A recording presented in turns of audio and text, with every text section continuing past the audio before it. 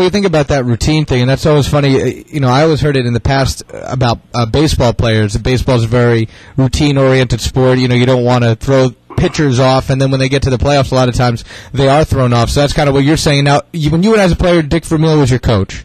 Yes. And when you went as a coach, Dick Vermeil was there too. That's exactly right. He is one of my favorite human beings in the world. An extremely loyal person, a very, very hardworking, and that's, you know, kind of Dick's mantra. More means better. I think as he you know, stayed out of the game for a while, got back in, and I think he got a little smarter. I mean, in terms of dealing with the players and how hard you can work them. You can't work them to death. He used to have an expression: the only way to kill time is to work it to death. All right, it really doesn't work. Right. You've got to ease off some. Well, we went down as a player. As a player, it was different when we went down as a coaching staff and players back in the 1999 season in the 2000 Super Bowl. As a matter of fact, this was one of those where we had only 1 week to prepare. So we had finished beating Tampa Bay on an incredible catch by Ricky Prohl late in the game, one of our very few touchdowns. I can't remember the score of that game, but it was a tight ball game, and we won at the end with this great throw and catch from Warner to Prohl. And on that following Monday, Dick went down, and with the team, the assistant coaches stayed behind and just became, totally involved in game planning for the Titans. We had played them earlier that year, so we had a little bit of a jump on them. And we came down late Tuesday night as a staff. We flew down in a couple of private jets owned by one of the owners of the team, and we got in there. And Wednesday morning we went to work. It was freezing cold in Atlanta. It was an ice storm down there. Right. Buses couldn't move. Traffic couldn't move. We were able to finally go up north to get a practice facility with the Falcons. And I tell you what, we had the big burners out there trying to for players to stay warm next to. When the offense had a drill and the defensive players were out there servicing, the rest of the team was huddled around these burners at the opposite end of the field. Wow. When the other took place, when the defense had a drill and the offensive players had to service, the other guys, nobody wanted to leave those heaters because it was freezing cold in Atlanta. I can imagine, and that was the Super Bowl, if I remember correctly, where it was Tennessee's was it Kevin Dyson who came about a yard away from winning it all. What was that like to watch that on the sidelines? Well, I was upstairs in the box, standing next to the future head coach Mike Martz.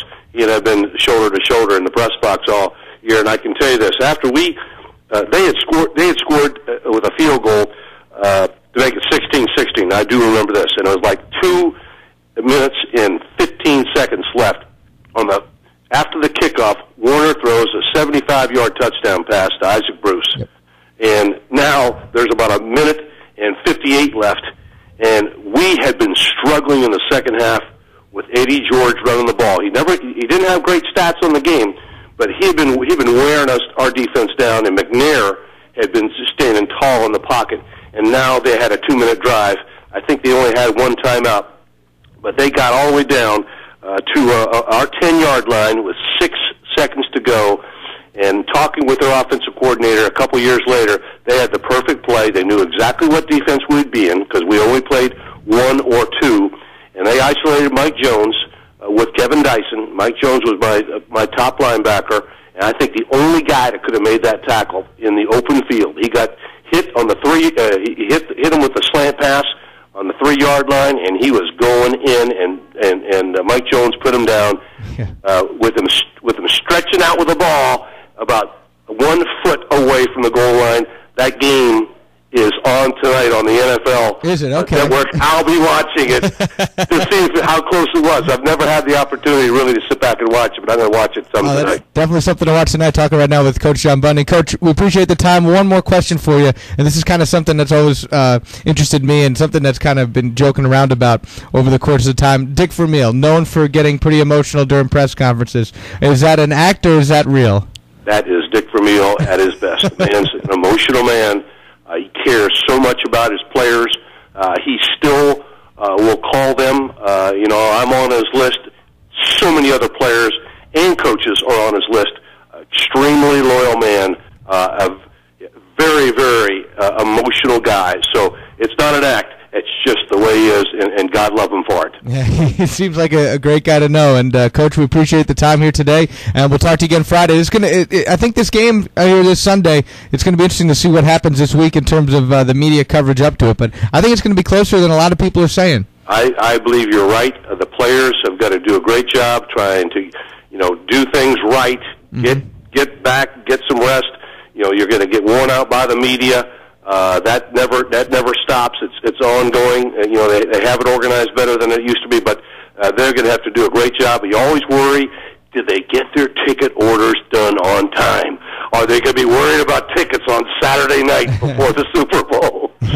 Look forward to talking with you on Friday. We'll talk some more about the game coming up. Thank you so much. We'll talk to you then. All right, Dick. All right, Bye-bye. Coach Sean Bunting joining us here on the Cape Fear Sports Report on ESPN Radio. Good stories there. I mean, that's a guy that has been around some interesting folks to say that he knows Dick Vermeil well and was standing next to Mike Martz in the box when that play with Kevin Dyson down to the 1 yard line in Super Bowl 34, I believe that's when it was in '99, and that was one heck of a Super Bowl. We can only hope that this year's Super Bowl is as exciting as that one was, because we've had some exciting Super Bowls in the last couple of years. Of course, last year too, with the Giants drive down the field. So there's been some good action, good Super Bowls, and that's all that you can look forward to as a fan of neither one of those teams. That's really all you can look forward to. So.